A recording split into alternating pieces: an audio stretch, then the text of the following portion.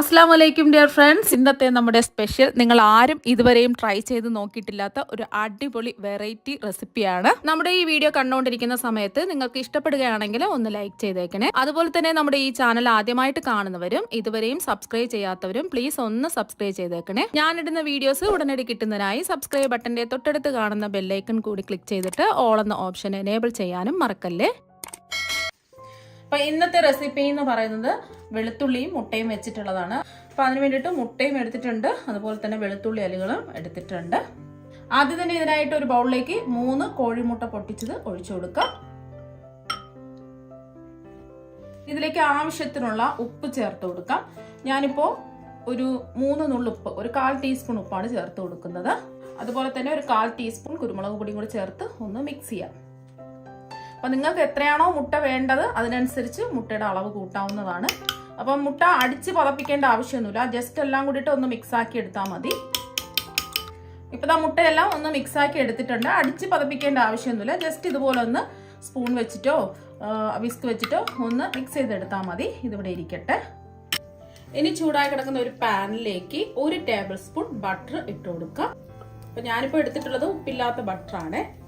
ഉപ്പുള്ള ബട്ടറാണെന്നുണ്ടെങ്കിൽ നമ്മൾ ചേർത്ത് കൊടുക്കുന്ന ഇൻഗ്രീഡിയൻസിലെല്ലാം ഉപ്പിന്റെ അളവ് കുറച്ചെടുക്കുക. നല്ലതുപോലെ പാൻ ഒന്ന് ചൂടായിട്ട് ഫ്ലെയിം കുറച്ച് വെച്ച് കൊടുക്കുക. ബട്ടർ ഒന്ന് മെൽറ്റ് ആവട്ടെ. ഫ്ലെയിം കൂട്ടിയിടുകയാണെന്നുണ്ടെങ്കിൽ പെട്ടെന്ന് തന്നെ ഈ ബട്ടർ കരിഞ്ഞു പോകും. ഫ്ലെയിം കുറച്ച് വെച്ചിട്ട് ഇതൊന്ന് മെൽറ്റാക്കി എടുക്കുക.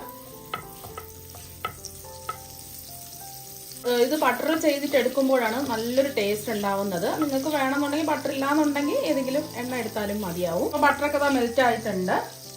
ഇനി ഇതിലേക്ക് നമ്മൾ മിക്സ് ചെയ്ത് വെച്ചിരിക്കുന്ന മുട്ട, കുരുമുളകും ഉപ്പും ചേർത്ത് മിക്സ് ചെയ്ത് വെച്ചിരിക്കുന്ന മുട്ട ഇതിലേക്ക് അങ്ങ് ഒഴിച്ചു കൊടുക്കാം. കുറച്ച് സമയം ഒന്നും ചെയ്യരുത്, ഇങ്ങനെ തന്നെ ഇരിക്കട്ടെ. മീഡിയം ഫ്ലെയിം വെച്ച് കൊടുക്കാം. ഇപ്പൊ 1 മിനിറ്റ് ആയിട്ടുണ്ട്. ഇനി ഇതുപോലെ മുട്ട ഒന്ന് മിക്സ് ചെയ്ത് ഒന്ന് ചിക്കി എടുക്കാം. ഒരുപാടിട്ട് പൊടിച്ചൊന്നും എടുക്കരുത്. ചെറിയ ചെറിയ പീസുകളായിട്ട് ഇങ്ങനെ ഒന്ന് സ്പാച്ചില വെച്ചോ അല്ലെങ്കിൽ തടുത്ത വെച്ചോ ഒന്ന് മിക്സ് ചെയ്ത് എടുക്കുക. ചെറിയ ചെറിയ കഷ്ണങ്ങളായിട്ട് നമുക്ക് ഈ മുട്ട കിട്ടണം. ഇനി നമുക്ക് മീഡിയം ഫ്ലെയിമിൽ നിന്ന് ഫ്ലെയിം ഒന്ന് കുറച്ച് വെച്ച് കൊടുക്കാം. മുട്ട അങ്ങ് ഒരുപാട് ഓവറായിട്ട് അങ്ങ് വെന്ത് പോകരുത്, എന്നാൽ പിന്നെ ഇത് ഹാർഡായി പോകും. നല്ല സോഫ്റ്റ് ആയിട്ട് കിട്ടണമെന്നുണ്ടെങ്കിൽ ഒരു 80% ഒന്ന് വേവിച്ചിട്ട് എടുത്താൽ മതിയാവും. ഇതുപോലെ സ്പാച്ചില കൊണ്ട് ഒന്ന് കട്ട് ചെയ്ത് മാറ്റാം. ഒരുപാട് ചെറിയ പീസുകളാവരുത്, അത്യാവശ്യം കുറച്ച് വലിപ്പമുള്ള കഷ്ണങ്ങളാക്കിയിട്ട് കട്ട് ചെയ്ത് മാറ്റാം. മുട്ട ഫ്ലെയിം കൂട്ടി ഇട്ട് കൊടുത്തിട്ട് ഒരുപാട് ഹാർഡാക്കി വേവിച്ചെടുക്കരുത്. ചെറിയൊരു ഈർപ്പം വേണം. അപ്പോൾ ഒരു 80% കുക്കായി കിട്ടിയിട്ടുണ്ട്. ഇത്രയും മതി. ഇനി ഈ പാൻ നല്ല ചൂടാണ്. ഈ പാനിൽ നിന്ന് നമുക്ക് ഒരു പാത്രത്തിലേക്ക് മാറ്റാം. വീണ്ടും അതേ പാനിൽ തന്നെ 1 ടേബിൾ സ്പൂൺ ബട്ടറും കൂടി ഇട്ട് കൊടുക്കാം. അപ്പോൾ ബട്ടർ ഇല്ലാന്നുണ്ടെങ്കിൽ എണ്ണ എടുത്താലും മതി. ബട്ടർ ചെയ്യുമ്പോൾ പ്രത്യേക ഒരു ടേസ്റ്റാണ്. പാനൊന്ന് ചൂടായതിനു ശേഷം ഫ്ലെയിം ഒന്ന് കുറച്ച് വെച്ച് കൊടുക്കുക, അല്ലെങ്കിൽ പെട്ടെന്ന് തന്നെ ബട്ടർ കരിഞ്ഞു പോകും. ബട്ടർ ഒന്ന് മെൽറ്റ് ആവട്ടെ.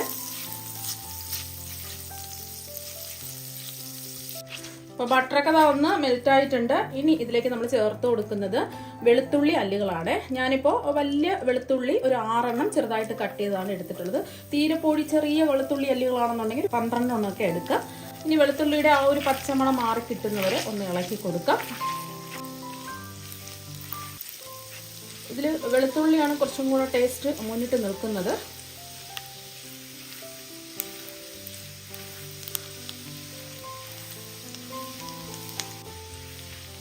വെളുത്തുള്ളിയുടെ ആ ഒരു പച്ചമണമൊക്കെ നന്നായിട്ട് മാറി കിട്ടണം. 1-2 മിനിറ്റ് ഫ്ലെയിം കുറച്ച് വെച്ചിട്ട് ഇതുപോലെ ഒന്ന് ഇളക്കി കൊടുക്കാം.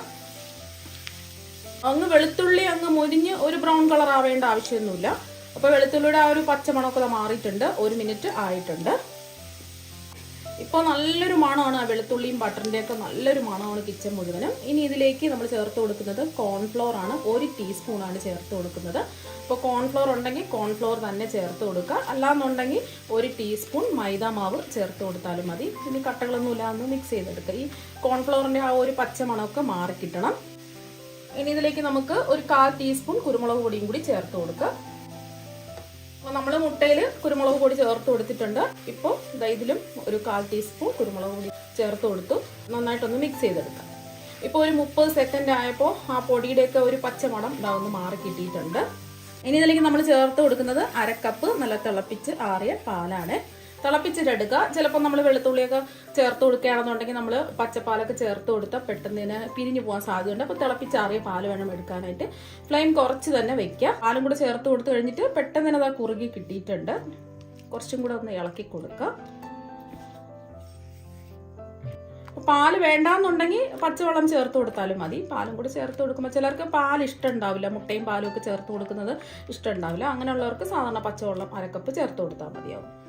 പാലും കൂടെ ചേർക്കുമ്പോൾ ഒരു പ്രത്യേക ടേസ്റ്റാണ്. നമ്മൾ സോസൊക്കെ വൈറ്റ് സോസൊക്കെ ഉണ്ടാക്കിയെടുക്കില്ലേ, പാസ്തയൊക്കെ നമ്മൾ ചെയ്തിട്ടെടുക്കുമ്പോൾ അതുപോലെയാണ് ഇതും ചെയ്തിട്ടെടുക്കുന്നത്. അപ്പോൾ 1 മിനിറ്റ് ഒന്ന് ഇളക്കി കൊടുത്തിട്ടുണ്ട്. ഇനി ഇതിലേക്ക് ആവശ്യത്തിനുള്ള ഉപ്പ് ചേർക്കാം. ഞാനിപ്പോൾ ഒരു 1/4 ടീസ്പൂൺ ഉപ്പാണ് ചേർത്ത് കൊടുക്കുന്നത്. അപ്പം നമ്മൾ എടുക്കുന്ന ബട്ടറിൽ ഉപ്പുണ്ടെന്നുണ്ടെങ്കിൽ നോക്കിയിട്ട് ഒന്ന് ടേസ്റ്റ് ചെയ്ത് നോക്കുക. എന്നിട്ട് വേണം ഉപ്പ് ചേർത്ത് കൊടുക്കുക. ആദ്യമേ ഉപ്പ് ഒരുപാട് അങ്ങ് ചേർത്ത് കൊടുക്കരുത്, പിന്നെ ടേസ്റ്റ് തന്നെ മാറിപ്പോവും. ഇനി ഇതിലേക്ക് നമ്മൾ ചേർത്ത് കൊടുക്കുന്നത് ഒരു 1/4 ടീസ്പൂൺ ചതച്ച മുളകാണ്, ചില്ലി ഫ്ലേക്സ് ആണ്. ഒന്ന് മിക്സ് ചെയ്യാം. അപ്പൊ ചില്ലി ഫ്ലേക്സ് ഉണ്ടെന്നുണ്ടെങ്കിൽ ഇട്ട് കൊടുക്കുക. ചില്ലി ഫ്ലേക്സും കൂടെ ഇടുക. സാധാരണ ചില്ലി ഫ്ലേക്സ് ഇതിൽ ചേർത്ത് കൊടുക്കും. അപ്പൊ ചില്ലി ഫ്ലേക്സ് കടയിൽ നിന്ന് വാങ്ങാൻ കിട്ടും. ഇല്ലാന്നുണ്ടെങ്കിൽ കുറച്ച് വറ്റൽ മുളക് എടുത്തതിന് ശേഷം മിക്സിയുടെ ജാറിലിട്ടിട്ട് ജസ്റ്റ് ഒന്ന് പൊടിച്ചെടുത്താൽ മതിയാവും. അതാണ് ചില്ലി ഫ്ലേക്സ്. അപ്പോൾ അതൊന്ന് മിക്സ് ചെയ്തതിന് ശേഷം ഇതിലേക്ക് നമ്മൾ ചേർത്ത് കൊടുക്കുന്നത് ഒരു 2 നുള്ള് ഒർഗാനോ ആണ്. ഒർഗാനോ വേണമെന്ന് നിർബന്ധമൊന്നുമില്ല. അപ്പോൾ ഇതിൽ സാധാരണ ഒർഗാനോ ചേർത്ത് കൊടുക്കും. അപ്പം ഒർഗാനോ ഉണ്ടെന്നുണ്ടെങ്കിൽ ചേർത്ത് കൊടുക്കുക. ഇല്ലാന്നുണ്ടെങ്കിൽ മാഗിയിലുള്ള മസാല അല്ലേ, അതൊരു 1/4 ടീസ്പൂൺ ചേർത്ത് കൊടുത്താലും മതി. അപ്പോൾ ഒന്നുമില്ലെങ്കിലും കുഴപ്പമൊന്നുമില്ല. നമ്മളിതിൽ കുരുമുളക് പൊടിയും അതുപോലെ തന്നെ ചില്ലി ഫ്ലേക്സ് ഒക്കെ ചേർത്ത് കൊടുത്തിട്ടുണ്ട്. അപ്പോൾ അതെല്ലാം നന്നായിട്ടൊന്ന് മിക്സ് ചെയ്തു. അപ്പോൾ ഉപ്പൊക്കെ കൊണ്ടൊന്ന് ടേസ്റ്റ് ചെയ്ത് നോക്കുക. ആവശ്യമെങ്കിൽ ഉപ്പ് ചേർത്ത് കൊടുക്കുക. ഇങ്ങനെ തയ്യാറാക്കി എടുക്കുന്ന സോസിന് നല്ല അടിപൊളി ടേസ്റ്റാണ്. അപ്പോൾ കുട്ടികൾക്കൊക്കെ ഒരുപാട് ഇഷ്ടമാവും. ഇനി ഇതിലേക്ക് നമ്മൾ മാറ്റി വെച്ചിരിക്കുന്ന മുട്ട ചിക്കി വെച്ചില്ലേ, അത് അങ്ങ് ഇട്ട് കൊടുക്കുക. ഒന്ന് മിക്സ് ചെയ്യാം.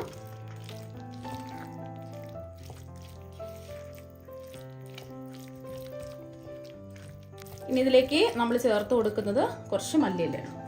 ഇപ്പം എളുപ്പത്തിൽ കാര്യം കഴിഞ്ഞു. പെട്ടെന്ന് തന്നെ നമുക്ക് റെഡിയാക്കി എടുക്കാൻ പറ്റും. എന്നും പുട്ടും ഇടിയപ്പം ഇഡ്ഡലി ദോശ ചപ്പാത്തിയൊക്കെ കഴിച്ച് മടുക്കുന്നവർക്ക് ഇതുപോലെ ബ്രേക്ക്ഫാസ്റ്റ് ആയിട്ട് ഇതുപോലെയൊക്കെ തയ്യാറാക്കി കൊടുക്കുകയാണെന്നുണ്ടെങ്കിൽ കുട്ടികൾക്കും മുതിർന്നവർക്കും എല്ലാവർക്കും ഒരുപാട് ഇഷ്ടമാകും.